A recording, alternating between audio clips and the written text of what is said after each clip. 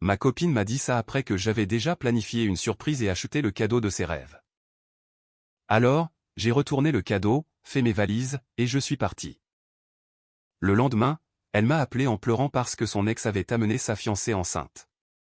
Pendant 3 mois, j'avais secrètement économisé pour un collier en diamant. Avec une monture art déco. Exactement celui dont ma copine rêvait chaque fois que nous passions devant cette bijouterie du centre-ville. À Chicago. J'avais même changé mon vol pour arriver un jour plus tôt. Je prévoyais de la surprendre à la porte de sa famille dans le Colorado le soir de Noël. Le collier à la main. Puis le SMS est arrivé, ne viens pas pour Noël. Mon ex sera là.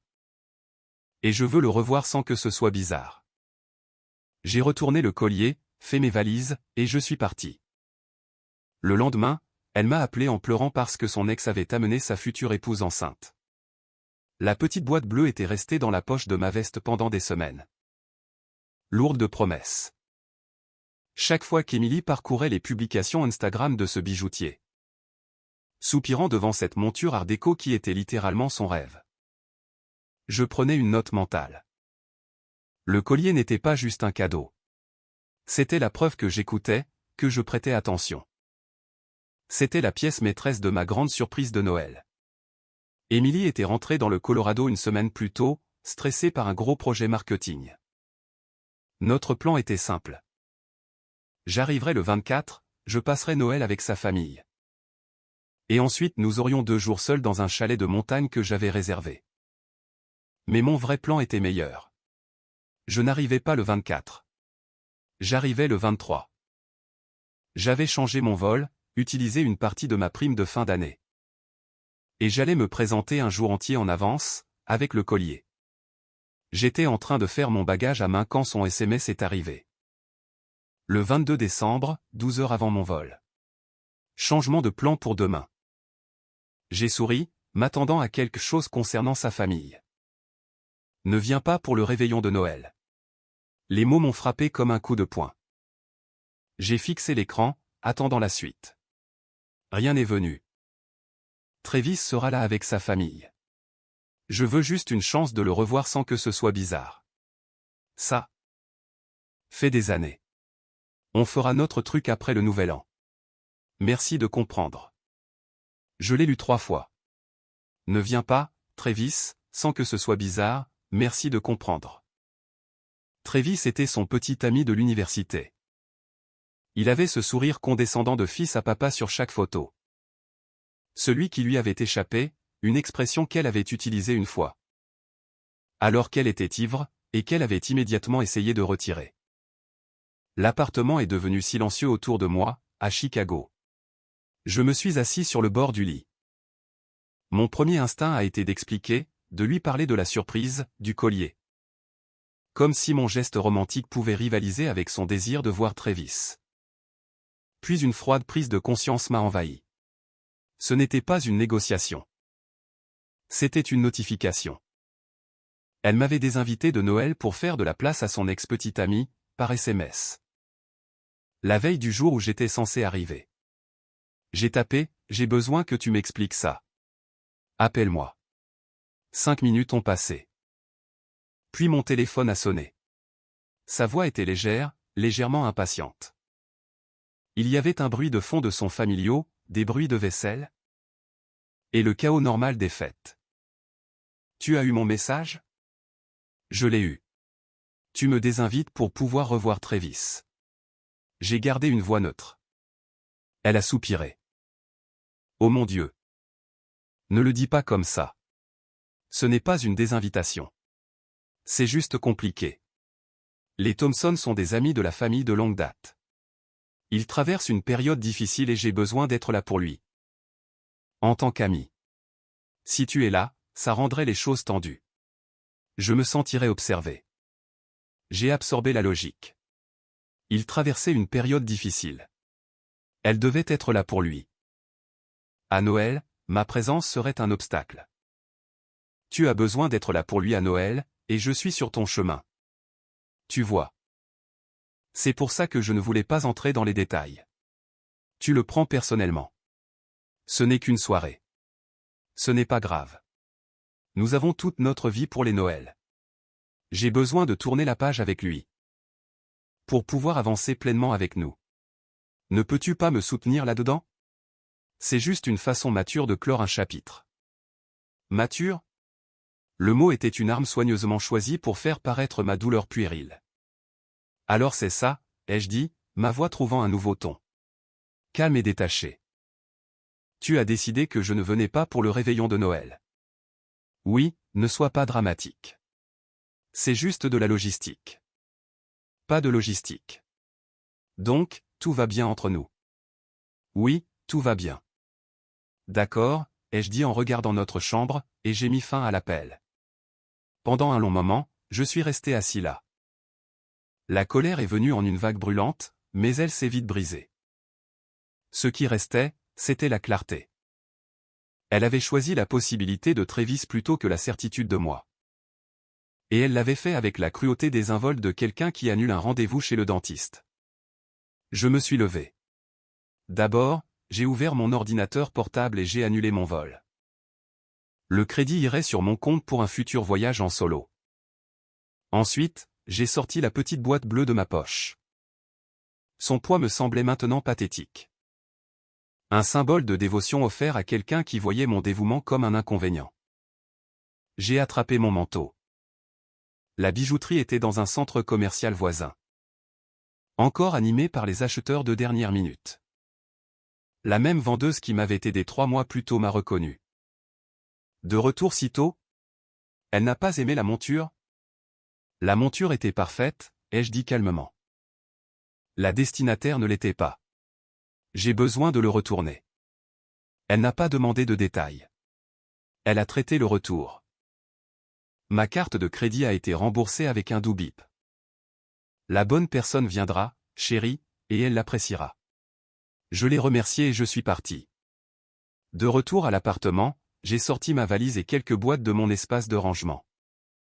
J'ai emballé seulement ce qui était à moi. Articles de toilette, vêtements, livres, ma console de jeu.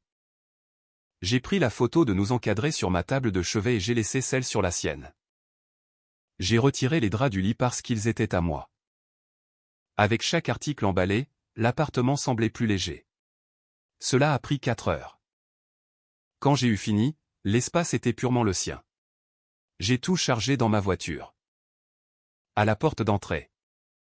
J'ai retiré ma clé de mon trousseau et je l'ai placée au centre de la console d'entrée.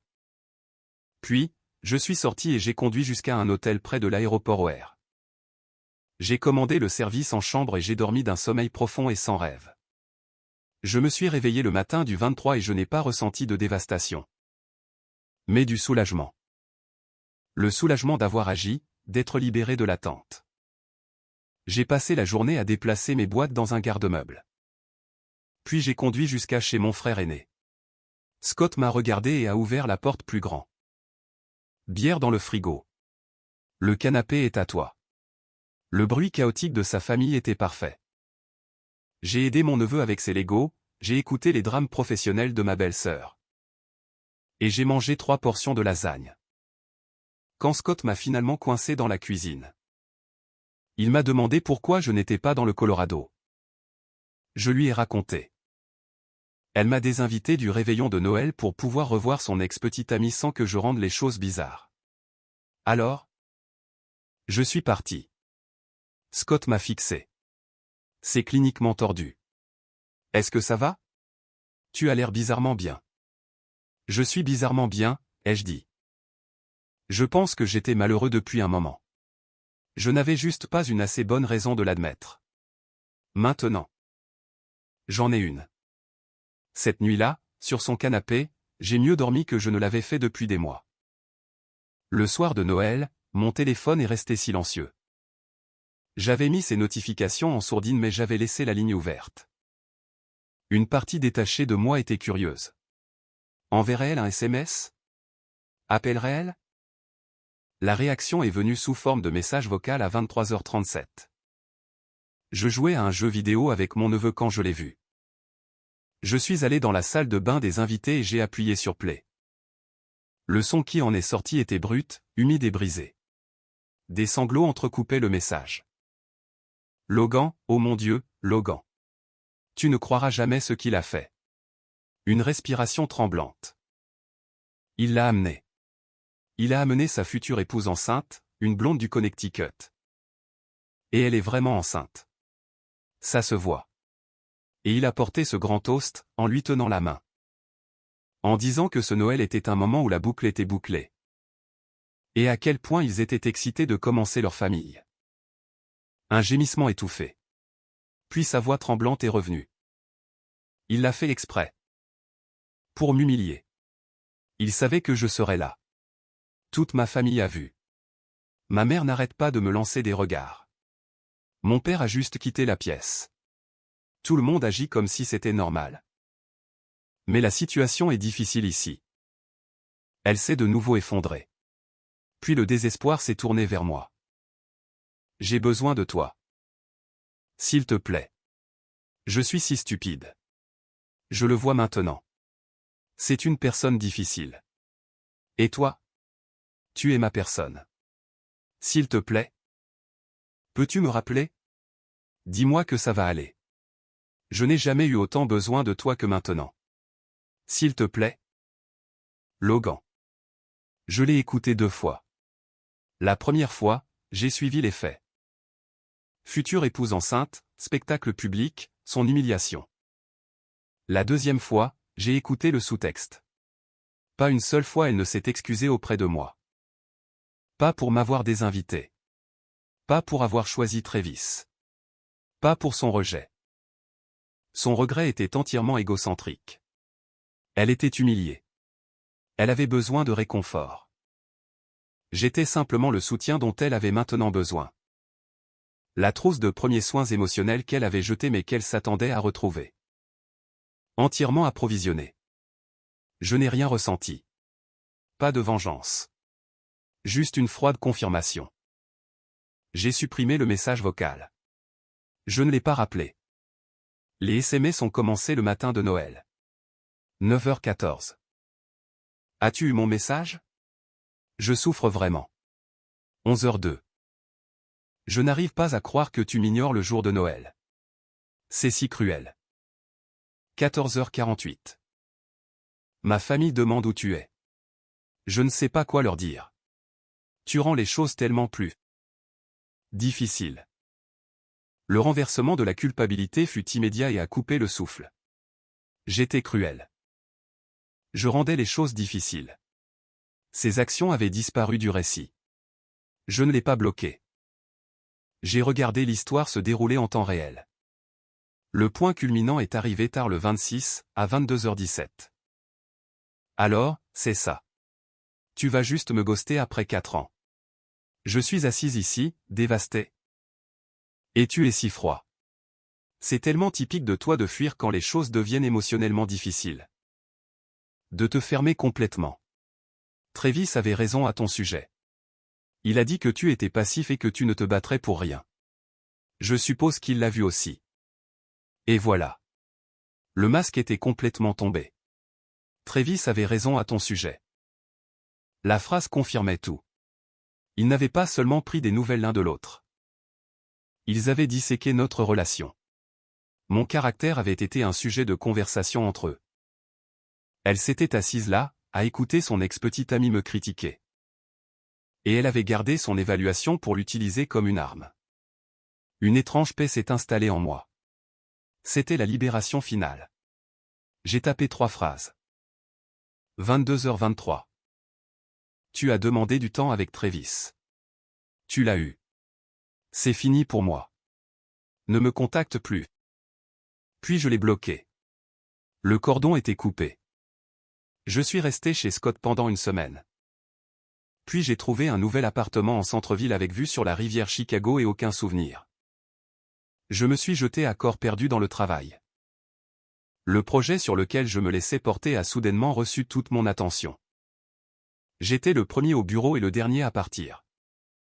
Ma patronne m'a convoqué dans son bureau à la mi-janvier. Je ne sais pas ce que vous avez fait du Logan insouciant du dernier trimestre. Mais j'aimerais garder cette version. La proposition Parker était exceptionnelle. Je vous propose pour diriger l'équipe de liaison pour la nouvelle division aérospatiale. Promotion significative. Nécessite des déplacements à Seattle. Intéressé? Absolument, ai-je dit. Les messages d'Emily n'ont pas cessé. Ils ont changé de canal. Sa mère a appelé. J'ai laissé le message aller sur la messagerie vocale. Logan, chérie. Nous sommes tous si inquiets. Emily est anéantie. Je sais qu'elle a fait un mauvais choix. Mais qu'est-ce que l'amour sans le pardon? Appelle-la. Réparons ça. Un mauvais choix. Je l'ai supprimé. Puis ce fut Anna, la meilleure amie d'Emily. Logan, que se passe-t-il? Tu l'as juste abandonnée après ce que ce type, Travis, a fait. Elle est dévastée. Les vrais hommes se battent pour leur relation. Appelle-la. Je l'ai bloquée. La tentative la plus révélatrice est venue début février. Un email. Logan. Je suis en thérapie maintenant. Mon thérapeute dit que j'ai une tendance à l'auto-sabotage quand je m'approche du vrai bonheur. Ce que j'ai fait était une manifestation d'une profonde insécurité. Pas un reflet de mes sentiments pour toi. J'ai jeté la meilleure chose que j'ai jamais eue parce que j'avais peur. Travis est une personne vide. Mais toi, ta stabilité, ta gentillesse. Ta force tranquille. J'étais trop aveugle pour en voir la valeur. Je ne te demande pas de revenir tout de suite. Juste une conversation. Une chance de m'excuser en personne. Pour tourner la page, s'il te plaît, Logan. C'était une meilleure performance. Thérapie, auto-sabotage, stabilité, tourner la page. Mais le fond était le même. Moi. Mes sentiments, ma thérapie, ma page à tourner. J'ai mis en place un filtre qui envoyait ces emails directement à la corbeille. Ma propre page s'est tournée grâce à de nouveaux rythmes. Un appartement propre et un travail stimulant. Les samedis matins à la salle d'escalade, renouer avec de vieux amis. J'avançais avec un engagement quotidien et constant envers une vie qui était entièrement la mienne. Jusqu'au mariage. L'invitation au mariage d'Eric et Samantha était arrivée des mois plus tôt. Quand Emily et moi étions encore ensemble. Je l'avais oublié. Un email de rappel en avril m'a rafraîchi la mémoire. J'ai répondu en expliquant qu'Emily et moi n'étions plus ensemble et que je comprendrais Simon. Invitation pour deux n'était plus une option. Samantha a appelé immédiatement. Logan, bien sûr que tu viens toujours. Eric serait dévasté. S'il te plaît, viens. Alors, j'y suis allé. J'ai acheté un nouveau costume. J'y suis allé seul. Le mariage avait lieu dans un vignoble par une parfaite soirée de mai. En entrant pour le cocktail, je l'ai vue. Elle était avec Anna et quelques autres invités. Son rire était trop fort, trop aigu. Ses yeux balayaient la foule. Ils se sont posés sur moi. Choc, un éclair d'espoir, puis se durcissant en une douleur théâtrale. Elle a chuchoté à Anna, qui m'a lancé un regard noir. J'ai fait un signe de tête neutre et j'ai trouvé Eric, sincèrement heureux pour mon ami. Je pensais que c'en était fini. J'avais tort. Elle m'a coincé près du mur de pierre alors que le soleil se couchait. Elle s'était préparée pour ça.